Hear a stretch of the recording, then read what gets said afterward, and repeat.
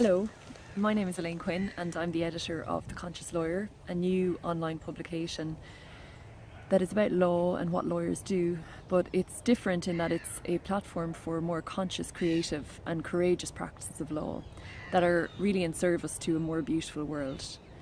My motivation for creating the magazine was my own discovery of mindfulness and meditation and how that positively impacted the practice of law for me. I am a solicitor myself. I qualified in Ireland in 2007, almost 10 years ago now. And I worked full time for about 8 years, mainly in litigation and dispute resolution. And for the past 2 years, I have been working as a practice development lawyer here in London, where I live at the moment on a part-time basis.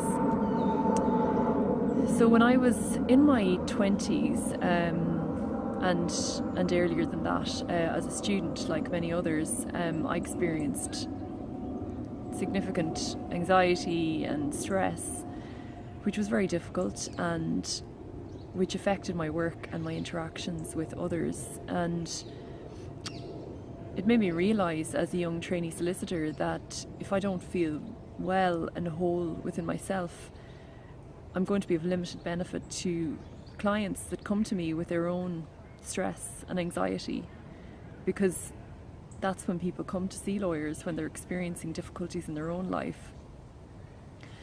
So through mindfulness and meditation, I suppose I gained access to a sense of wholeness within myself, a sense of wellness that hadn't been there previously, but that I saw was of great benefit to my work as a lawyer. It gave me clarity of mind that enabled me to come up with much clearer, more creative solutions that were of genuine benefit to clients. It enabled me to connect much more fully with clients because I was more connected with myself. And I came to see that in many cases, not always, but in many cases, that ability to listen deeply and connect with people can be of far greater benefit than any number of pages of legal advice. So this led me to want to explore this more deeply and to see how mindfulness and meditation and the qualities that they can give us could be integrated somehow within law and within legal education. This journey has enabled me to meet many amazing lawyers that think in the same way that I do and that are already radically innovating within law and changing their own fields of practice. So again, this spurred me on to create this magazine. And another aspect to this has been the discovery of new fields of practice that are emerging that actually nourish these qualities of mindfulness, of wholeness, of wholeheartedness, of empathy, of wellness. Because it's true that you may want to practice and sustain a practice of mindfulness in your own life. However, if you are working in a job that requires you to be a tough adversary in a traditional commercial litigation environment, it's going to be very difficult to sustain that. So we need fields of practice within law that are actually nourishing and encouraging these qualities and require these qualities of lawyers.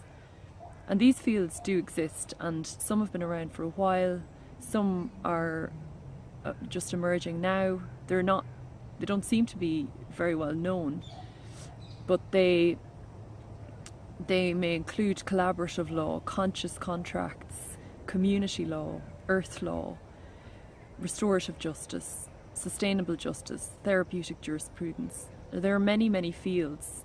As I said, some more well known than others, and they will be the types of fields that will be covered in the magazine, and the pioneering lawyers that are innovating within those fields and paving the way forward. So that's a short introduction to where the magazine has come from and what it will be about. The first edition contains many articles from fantastic lawyers that I've had the honour of meeting in the past 6 months, and it contains poetry, it contains beautiful imagery. It's not like a traditional legal publication, and we are hoping that it will spotlight and provide more exposure to these new and exciting fields within law that are emerging. So if that all sounds very interesting, please do feel free to subscribe. I will give details of the website on this post, and you can go there and subscribe to access the magazine, which will be available on the 4th of January. So thank you for your time, and I'll say goodbye now.